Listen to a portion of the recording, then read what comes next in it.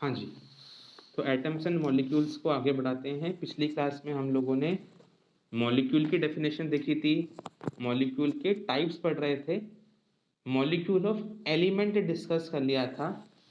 Molecule का second type जो होता है आपका मॉलिक्यूल ऑफ ए कंपाउंड, उसे आज हम लोग समझ रहे हैं। तो हेडिंग लिखिए, मॉलिक्यूल ऑफ ए कंपाउंड क्या होता है। तो डेफिनेशन लिख लेते हैं पहले मॉलिक्यूल ऑफ कंपाउंड की, फिर समझते हैं मॉलिक्यूल ऑफ कंपाउंड क्या होता है। मॉलिक्यूल ऑफ कंपाउंड का मतलब है अगर मॉलिक्यूल में डिफरेंट एटम्स प्रेजेंट हैं, अलग अलग एटम्स, उसे मॉलिक्यूल ऑफ कंपाउंड कहते हैं। मॉलिक्यूल ऑफ एलिमेंट जो पढ़ा था लास्ट टाइम, उसमें बताया था सारे एटम एक जैसे होंगे। ओके, तो मॉलिक्यूल ऑफ कंपाउंड क्या होता है, आप लिखेंगे molecule of compound consist of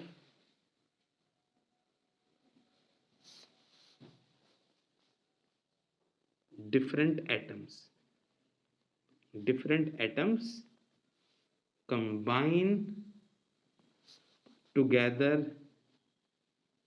in a fixed ratio, full stop। Molecule of compound में डिफरेंट एटम्स होते हैं एक फिक्स्ड रेशो में। कैसे समझते हैं। मॉलिक्यूल ऑफ कंपाउंड का पहला एग्जांपल है हमारे पास वाटर। कोई जानता है वाटर का फॉर्मूला क्या होता है। H2O, बिल्कुल सही। H2O में कितने हाइड्रोजन है मेरे पास, 2 हाइड्रोजन है। तो एक हाइड्रोजन ये रहा नीचे, एक ये रहा। कितने ऑक्सीजन है हमारे पास, एक, ये रहा ऑक्सीजन। ये इसकी शेप है, आप पढ़ेंगे क्लास 11th में इसको, जब साइंस लेंगे तो ऐसी ही शेप होती है, थोड़ा सा बेंड होता है, थोड़ा सा मुड़ा होता है पानी का शेप। तो वाटर का ये शेप है और ये मॉलिक्यूल ऑफ कंपाउंड है। वाटर एक मॉलिक्यूल ऑफ कंपाउंड है। क्यों, वाटर में डिफरेंट एटम्स नहीं आ गए, हाइड्रोजन अलग एलिमेंट है, ऑक्सीजन अलग एटम है, डिफरेंट एटम आ गए ना, ऑक्सीजन अलग, हाइड्रोजन अलग।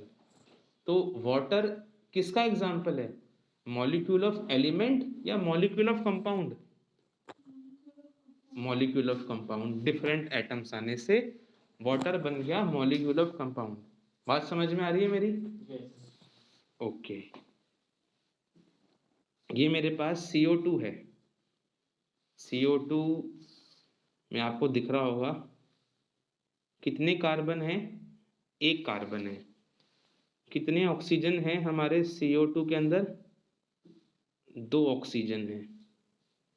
अब जरा सोच के बताओ CO2 कैसा मॉलिक्यूल है, मॉलिक्यूल ऑफ एलिमेंट या molecule of compound. Molecule of compound, क्योंकि डिफरेंट एटम्स हैं, कार्बन डिफरेंट, ऑक्सीजन डिफरेंट। तो CO2 एक मॉलिक्यूल ऑफ कंपाउंड है। अगर मान लो मैंने आपसे कहा होता NH3, ये क्या है, मॉलिक्यूल ऑफ एलिमेंट या molecule of compound. Molecule of compound, nitrogen अलग एटम है और हाइड्रोजन डिफरेंट एटम है। तो NH3, पता है NH3 क्या होता है, अमोनिया, बिल्कुल सही, अमोनिया होता है ये, और ये भी एक मॉलिक्यूल ऑफ कंपाउंड है। तो CO2, carbon dioxide, ammonia, water, ये सब किस चीज के एग्जाम्पल है, मॉलिक्यूल ऑफ कंपाउंड। ओके,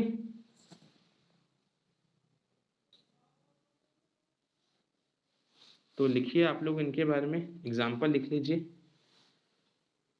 तो मॉलिक्यूल ऑफ कंपाउंड के एग्जाम्पल क्या जाएंगे आपके, आप लिखेंगे फॉर एग्जाम्पल वाटर। वाटर का फॉर्मूला क्या है, H2O। For example carbon dioxide, formula क्या है उसका, CO2। फॉर एग्जाम्पल अमोनिया, क्या है फॉर्मूला अमोनिया का, NH3 एक्सेट्रा। ये सब आपके मॉलिक्यूल ऑफ कंपाउंड होते हैं। नेक्स्ट एडिंग हमारी मॉलिक्यूल के बाद आती है आयन। मॉलिक्यूल फिनिश, अब आयन पे चलते हैं। ये आयन क्या होता है? हाँ जी, आयन के बारे में डिस्कशन कर रहे हैं। आयन क्या होता है? देखिए, कोई ऐसा कंपाउंड, कोई ऐसा सब्सटेंस, कोई ऐसा कंपाउंड जो मेटल और नॉन मेटल के मिक्सचर से बनता है। कोई ऐसा सब्सटेंस या कोई ऐसा कंपाउंड जिसमें क्या हो, मेटल भी हो और नॉन मेटल भी हो, तो उस सब्सटेंस में देखा गया है कुछ चार्ज्ड पार्टिकल्स होते हैं, चार्ज वाले पार्टिकल्स होते हैं। ऐसे पार्टिकल्स को हम लोग आयन के नाम से जानते हैं। क्या होता है आयन? एक सब्सटेंस जिसमें मेटल भी है और नॉन मेटल भी है, उसमें कुछ चार्ज्ड सब्सटेंस या स्पीशीज होते हैं। उस चार्ज स्पीशीज को हम क्या बोलते हैं? आयन। फॉर एग्जाम्पल समझिए आराम से, इसका एग्जाम्पल क्या है? आपके सामने मैंने दिखाया है कैल्शियम ऑक्साइड।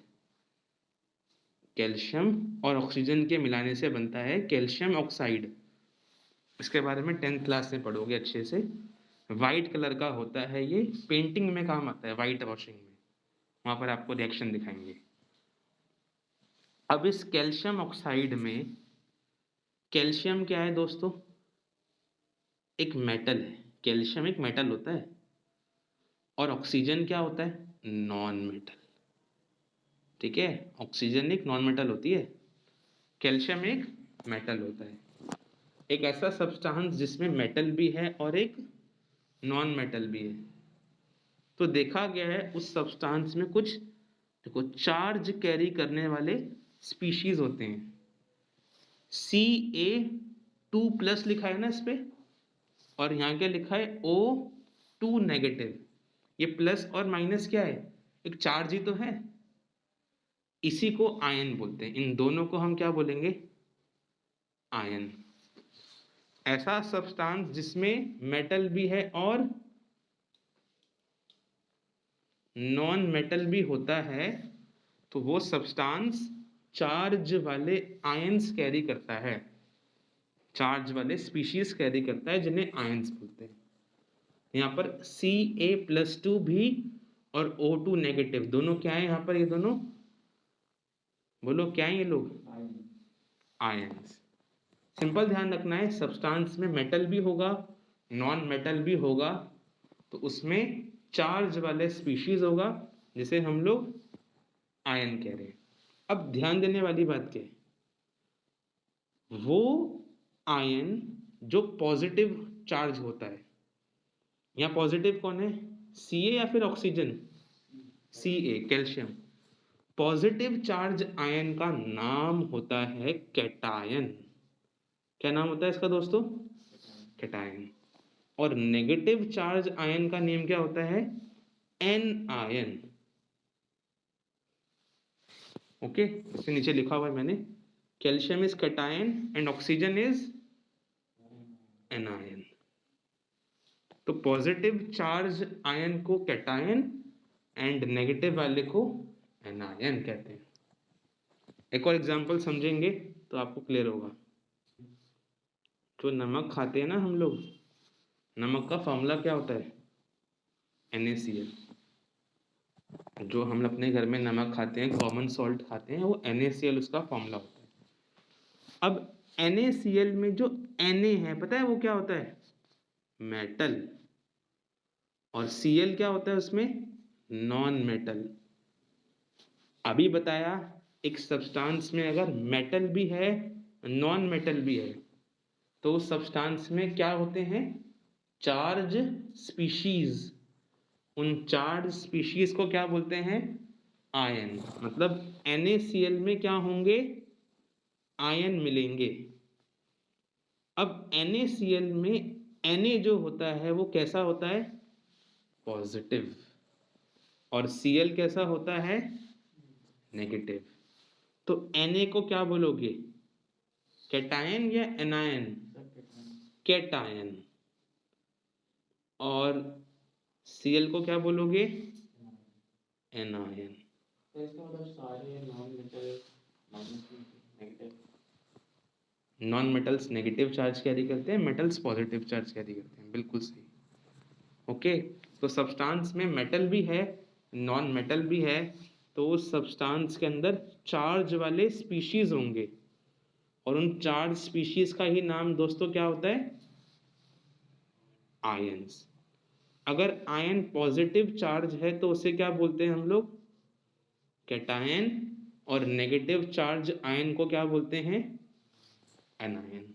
बात समझ में आ रही है मेरी? कुछ लिख लेते हैं, है ना? तो आयन की डेफिनेशन लिखिए आप लोग। Substance which consist of metal and non-metal contain charged species। अगर एक सब्सटेंस दोस्तों मेटल और नॉन मेटल से बना है तो उसमें क्या होता है? चार्ज स्पीशीज होते हैं, फुल स्टॉप। इन चार्ज स्पीशीज का ही नाम क्या होता है दोस्तों? Such charge species are called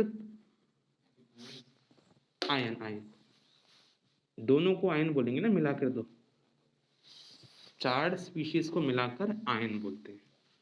अगर वो आयन पॉजिटिव है तो क्या बोलेंगे? कैटायन। तो आप आगे लिखेंगे ions are of two type, दो तरह के होते हैं आयंस। नंबर 1 दोस्तों क्या होता है? कैटायन। नंबर 2 होता है एनायन। पहले कैटायन की डेफिनेशन लिखिए। कैटायन क्या होता है?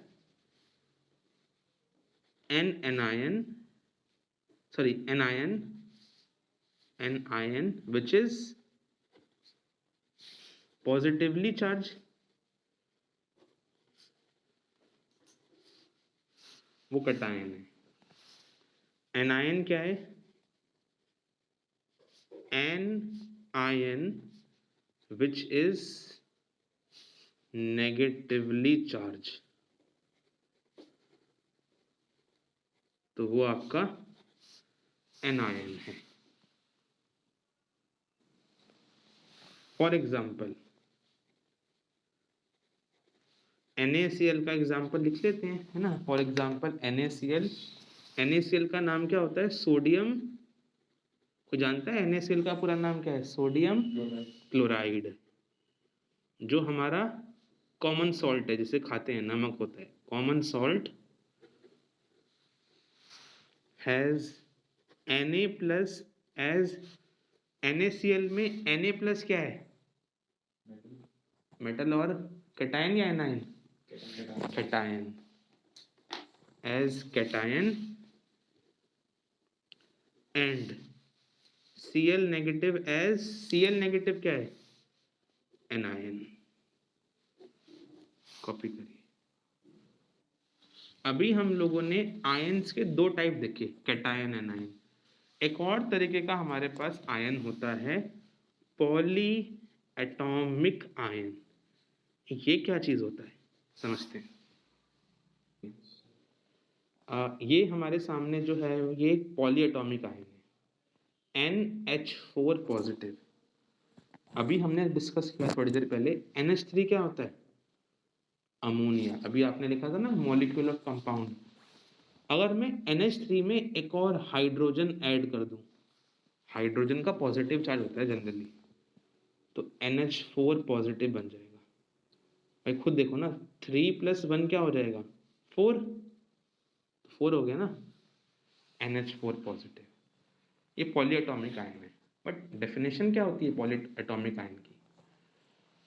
व्हेन ग्रुप ऑफ एटम्स, बहुत सारे एटम्स मिलकर एक चार्ज कैरी करें। जैसे अभी आपने देखा था ना, Na+, Cl नेगेटिव, ये लोग आयंस थे, कैटायन एनायन थे ना ये लोग। भाई Na+ कैटायन है ना, पॉजिटिव चार्ज है। Cl नेगेटिव भी एक एनायन है, नेगेटिव चार्ज है।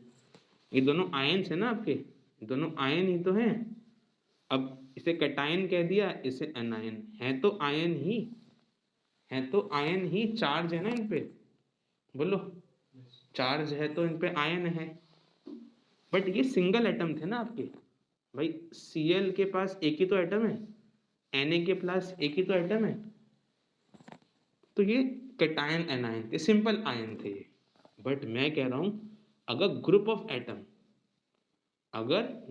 ऑफ एटम के पास एक चार्ज हो, जैसे आपको कह रहा हूं मैं यहाँ पर NH4 पॉजिटिव, कितने एटम है ये मिलाकर, नाइट्रोजन एक और 4 हाइड्रोजन, मतलब टोटली 5 एटम है ये, 5 एटम के पास एक चार्ज है।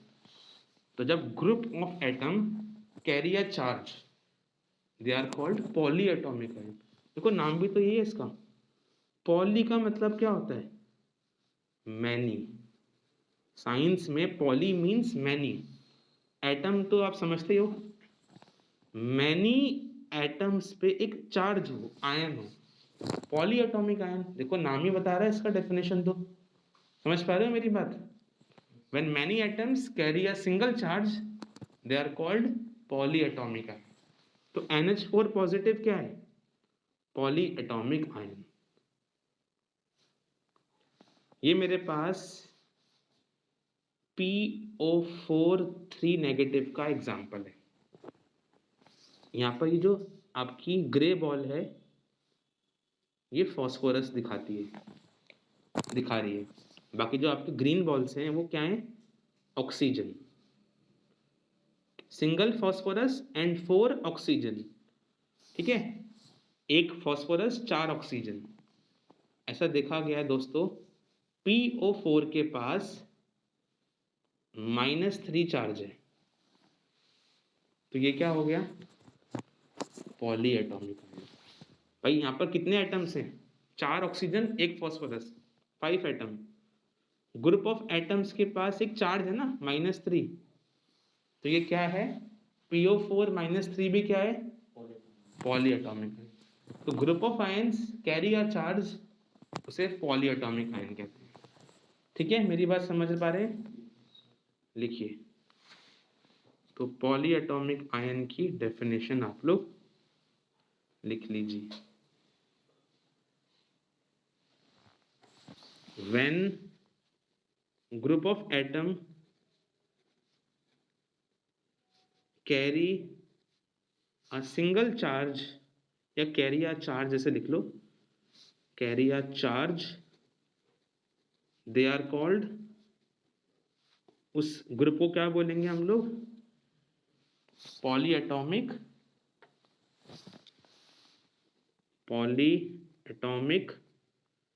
आयन।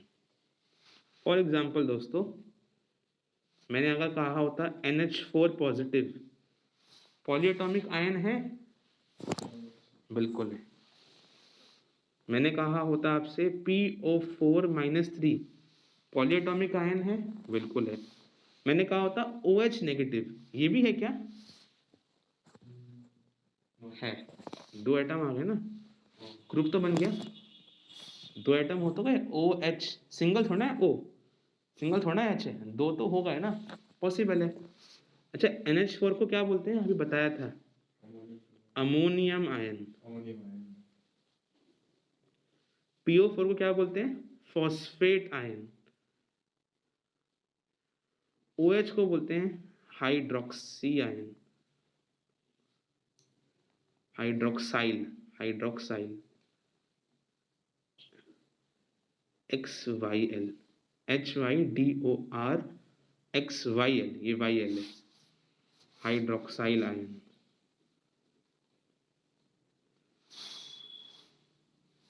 एक्सेट्रा से बहुत सारे। अगली हेडिंग दोस्तों हमारी वैलेंसी। अभी पढ़ लिया आपने वैलेंसी को ही आयन बोलते हैं, या हम ऐसे कह सकते हैं वैलेंसी को हम चार्ज बोलते हैं, वैलेंसी को ही हम चार्ज बोलते हैं। पहले डेफिनेशन लिखो, बताता हूं फिर। Valency is defined as the combining capacity of any atom ion molecule। एक एटम आयन या मॉलिक्यूल की जो कंबाइनिंग कैपेसिटी है दोस्तों, उसे वैलेंसी कहते हैं। मतलब क्या है? देखिए, वैसे तो वैलेंसी की प्रॉपर डेफिनेशन हम पढ़ेंगे नेक्स्ट चैप्टर 4 में। अभी आपको सिर्फ इतना ही बता सकता हूं मैं, कंबाइनिंग कैपेसिटी को वैलेंसी कहते हैं। या जो अभी हम चार्ज देख रहे थे ना, जैसे मैं आपको एग्जांपल कहूं, Na+, सोडियम पे कितना चार्ज है? +1। एक ही तो प्लस लिखा है ना भाई, सोडियम पे कितना प्लस लिखा है? एक ही प्लस लिखा है, तो उसकी वैलेंसी कितनी होगी?